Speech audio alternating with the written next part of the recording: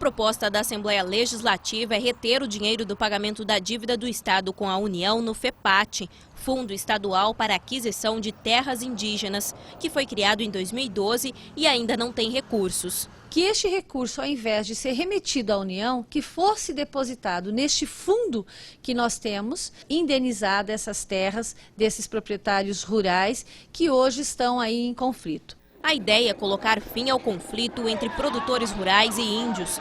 O repasse do Estado para o governo federal é de 100 milhões de reais. O deputado estadual Pedro Kemp afirma que em 6 meses será possível acumular o montante necessário para a compra das terras reivindicadas pelos índios e indenização dos produtores rurais.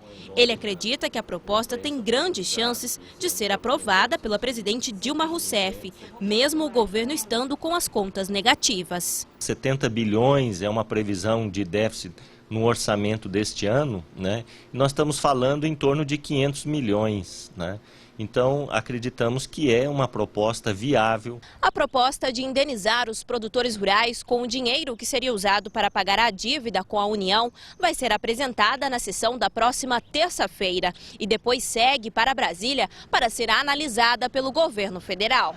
Mesmo que a proposta seja aprovada, um dos impasses é com relação ao valor das terras. No caso das fazendas na região de Sidrolândia, por exemplo, não houve acordo. Os produtores rurais pediram cerca de 130 milhões de reais pelos 15 mil hectares e a União sugeriu pagar 84 milhões. Na verdade, o governo federal ele tem que se submeter a um processo de avaliação dessas terras por órgãos oficiais do governo, né?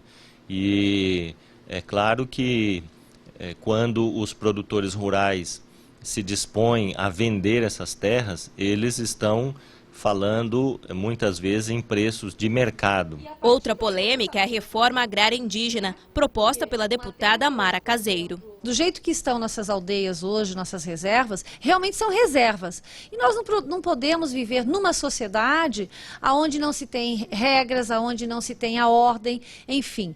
E para isso, a nossa proposta é que seja feita uma reforma agrária indígena, ou seja, estabeleça a quantidade de terras que serão divididas esses loteamentos. Essa proposta ela é absurda.